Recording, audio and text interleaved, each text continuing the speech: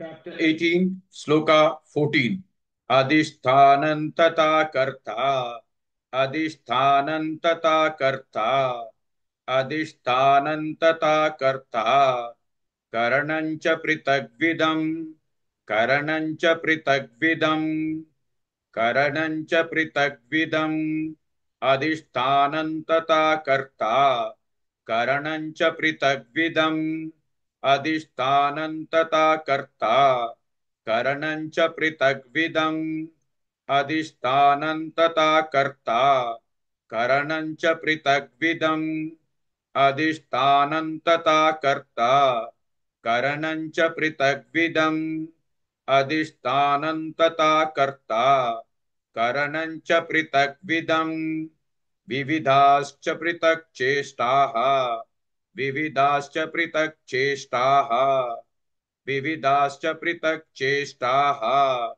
दैवं चैवात्र पञ्चमम् दैवं चैवात्र पञ्चमम् दैवं चैवात्र पञ्चमम् विविधाश्च पृथक् चेष्टाः दैवं चैवात्र पञ्चमम् विविधाश्च पृथक् चेष्टाः दैवं चैवात्र पञ्चमम् विविधाश्च पृथक् चेष्टाः दैवं चैवात्र पञ्चमम् विविधाश्च पृथक् चेष्टाः दैवं चैवात्र पञ्चमम् विविधाश्च पृथक् चेष्टाः दैवं चैवात्र पञ्चमम् अधिष्ठानन्तता कर्ता करणञ्च पृथग्विदम् विविधाश्च पृथक् चेष्टाः दैवं चैवात्र पञ्चमम्.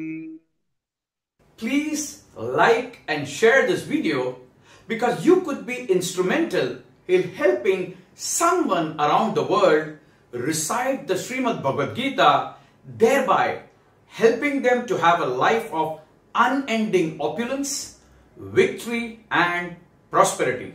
This is mentioned in chapter 18, sloka 78.